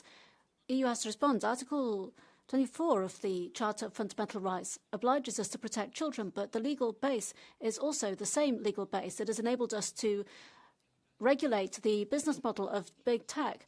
We have addictive algorithms which are subjecting young people to terrible harm. Whatever parents do, mental health problems, emotional problems, eating disorders, even self-harm, and it is therefore a duty to intervene, in particular when it comes to dark patterns, the indiscriminate exposure to pornography, violence, recruitment to criminal gangs, or we have sexual abuse online. And I think that the challenge is really age verification. The EU needs to impose order. We have these ideas of thresholds at 13 and 16, but it is only the EU that can really come up with a response to this challenge, ensuring that young people are not exposed to risks which are very much beyond what parents can do as part of parent responsibility. It's a role for the European legislator. Thank you. As we are very late in the time, I give the floor to Hannes Heide. Please accept that we don't have to accept blue cards anymore. Thank you very much, President, Commissioner. When we're talking here about the protection of minors online, we're talking about the future of our children. We are talking about young people who are curious but also fragile. Of course, we're living in a digital world which makes opportunities, but also there's danger hiding around the corner. We need to look at what the children need. They need support, and they need education. Education is the key if we really want to protect young people. We need to develop digital skills at school, as well as critical thinking.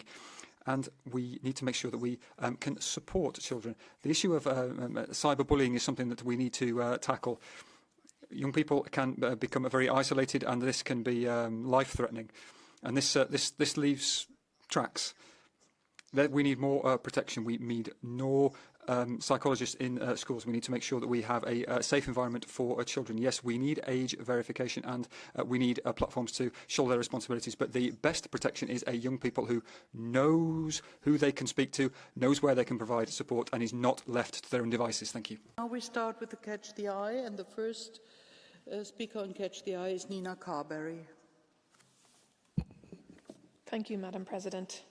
Children and teenagers spend on average of 4 to 5 hours per day on social media. Cyberbullying, pornography, self-harm, addictive algorithms and infinite scroll, all available in just one swipe. And all it takes is for a young person to tick a box saying, yes, I'm 13. And they have an instant access to adult content. Social media companies have failed to self-regulate. This is where the EU needs to step in. We need to build on the work of the Digital Services Act and make an online age verification mandatory for accessing social media platforms.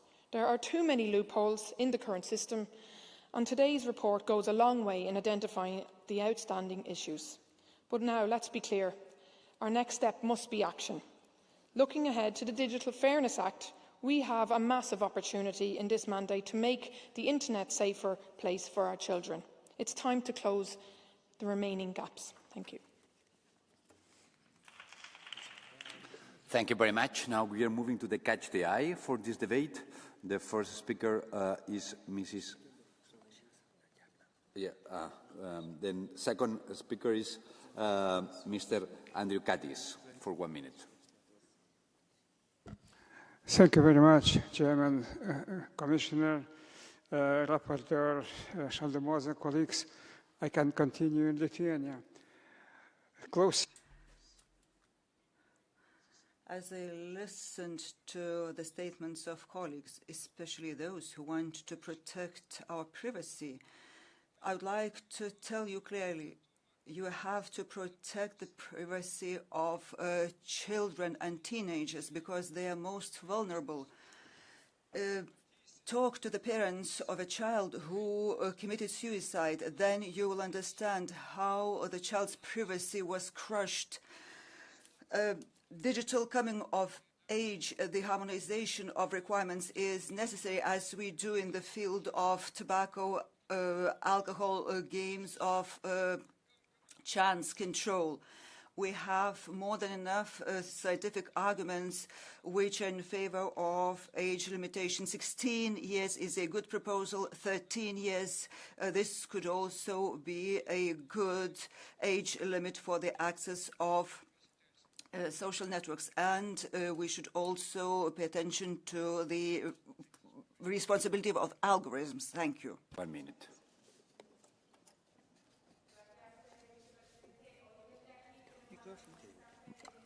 El micrófono, por favor.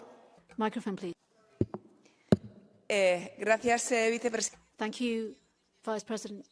We've been told that today we're sending a very clear message, and the point is that our children are not a matter for business. We are very much in favour of digitalisation and taking advantage of the digital transformation. We want to adapt and grow with digital platforms, learning to combine the online and offline world, and we want to exploit the potential of artificial intelligence. But we are concerned about the rise in mental health problems and violent or extremist, fascist or illegal attitudes, which in some cases are being promoted without any filters or controls. And that means that we need to have a little order imposed as regards these algorithms, things that we don't understand or control. I know that work is being done, and clearly it's not easy because this impinges on a lot of strategic areas, but there have to be some red lines, and the manipulation of young people is certainly one of them because they are our future. Thank you. Muchas gracias. The next speaker is Mr. Sipper for 1 minute. Muchas gracias, señor presidente. Dear people of Europe, dear colleagues, I was born in 1997. I still remember playing only with wooden toys in my grandmother's house and fighting lightsaber battles with sticks with my friends in the forest. I was 7 when I played online games on a website called Spieleaffe, Game Monkey, with a lot of guns and a lot of blood. I was 10 when I saw an infamous human waste porn video called 2 Girls, 1 Cup. Please don't Google that. I was 12 when random adults added me on ICQ and messaged me. I was 15 when the first schoolmate of mine tried to kill herself because of mobbing on Facebook. Ms. Vice President Schaldemose, I do not agree with everything in that report. Some of it lacks the understanding that only the children of the internet can offer. But I agree with more than enough to support it. As you said in your speech, the experiment of an unregulated internet must end. Tack för deras arbete. Thank you. Thank you very much. The next speaker is Mrs. Brignac for 1 minute. Thank you, Mr. Vice President. Children today grow up in digital environment which hasn't been built for them and which goes against their best interest.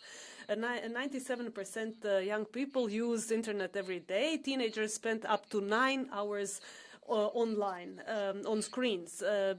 Children are exposed to illegal and pornographic and other harmful contents. There are also many adults who are trying to groom children online, and age verification is really easy to circumvent. This is why we need to have stricter mechanisms to protect children against the manipulative and harmful content. I support this age verification framework and 16 as the limit, unless the parents allow children to be online, and a complete ban for children who are younger than 13. This is what we must do to protect our children online, as we would in the real world.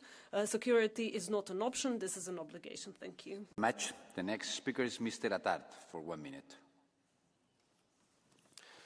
Thank you. Protection of minors online is the protection of society itself, it's the protection of our future leaders, and therefore it is the protection of democracy. We all know the problem faced by fake profiles, not just fake profiles of children, but of those who target them, who prey on them. And let us be honest, the tools exist, age verification is just one of them. What we need is the courage to implement, but even more, to enforce the tools which are at hand. Yes, parents will always carry the responsibility. We are not here to take away that responsibility, but to support them. We regulate what our children consume, medicine, food, toys. So now let's ensure that the children are not consumed by the spaces which they use. We need to regulate, we regulate everything our children consume. So let us act now. Let us ensure that our children are truly safe everywhere. Thank you. Thank you very much. And the next speaker is Mrs. Cinici for 1 minute. Grazie, Presidente. Thank you very much, President. We all know that the internet is part and parcel of the lives of our children. There's a lot of opportunity out there, but excessive use of this technology actually has a risk to one's physical and mental health. It disrupts the sleep, and also it disrupts one's social interactions. And then there's unfair competitive practices which cause addiction. We also see grooming and abuse as well, and these are further dangers for young people online. We've already adopted the Digital Services Act and the AI Act, and they need to be implemented in full, but we need to do more. As this report calls for, we need harmonised age limits for access to social media. We need to strengthen still further the protection of minors with the ambitious proposals on digital equality. We need to fight the most dangerous online mechanisms, such as those that promote gambling. We need to ensure that we have a maximum level of protection. Thank you. Thank you very much. Unfortunately, I cannot take more catch the eyes. We made 7 in total, but we had a long list of catch the eyes, and we are running out of time. I try to explain this, and I hope your understanding. And then we are moving to close these debates, first of all with the Commission. Commissioner McGrath, you have the floor.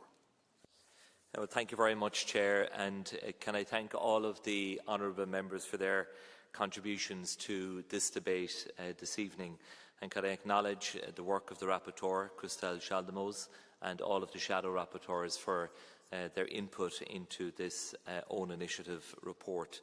And the debate, I think, was heartfelt and at times quite tragic, particularly when colleagues put on record the names of children who have taken their own lives because of interactions online.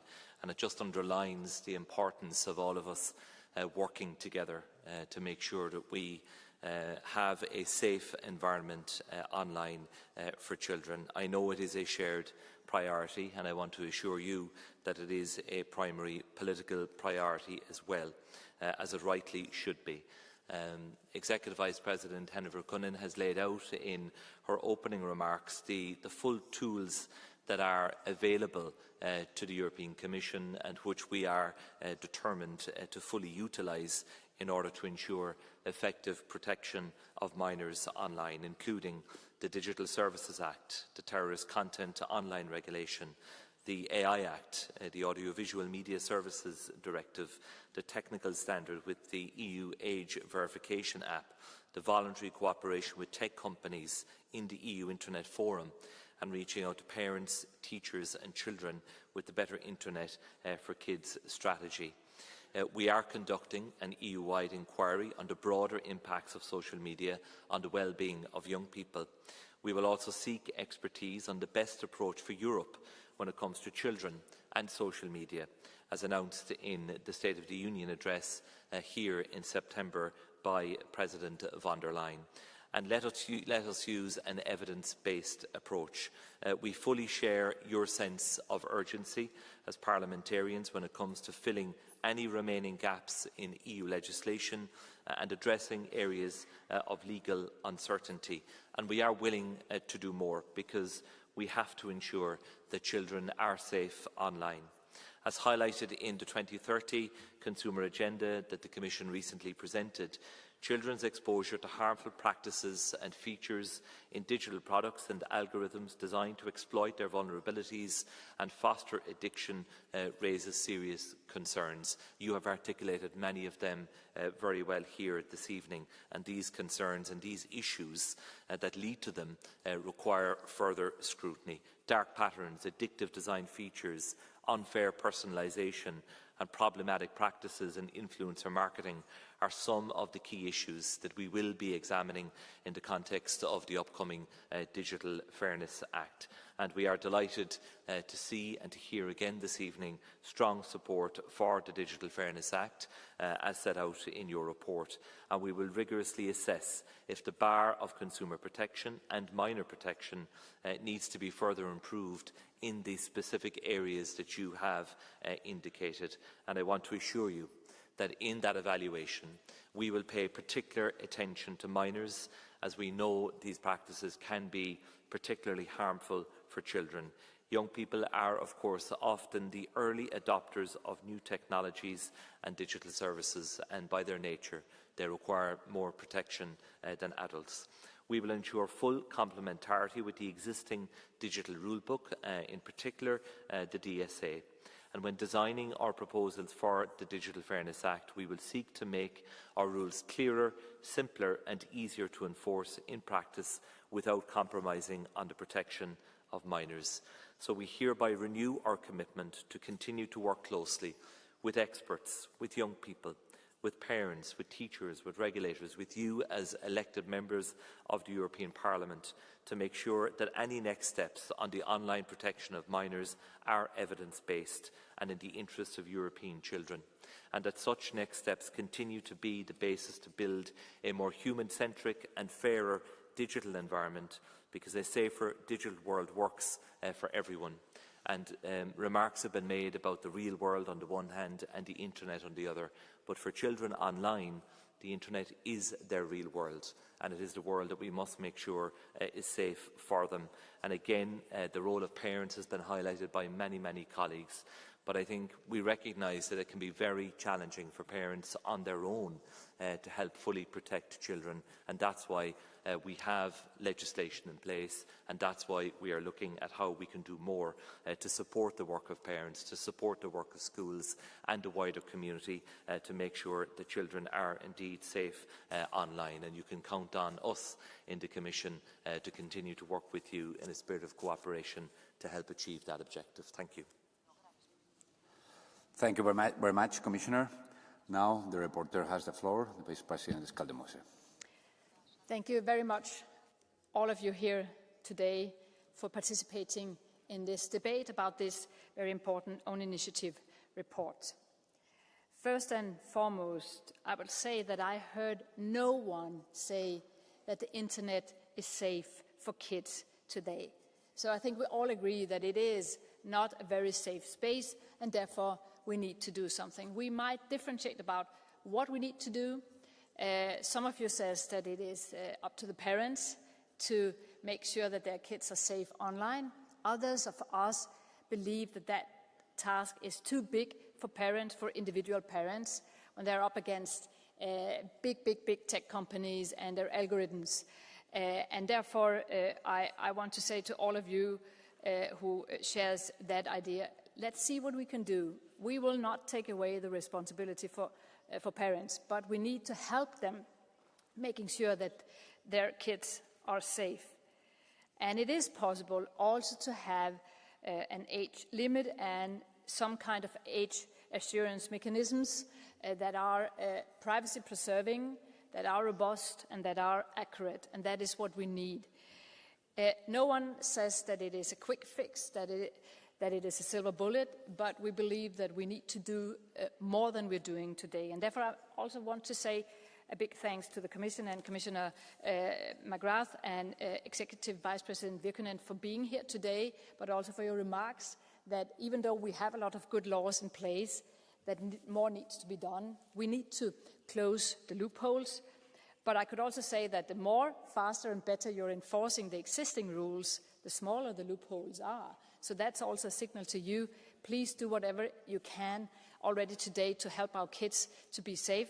And let's together work and do more, because we need to do more, because today our kids are not safe when they're online. Thank you very much, everyone.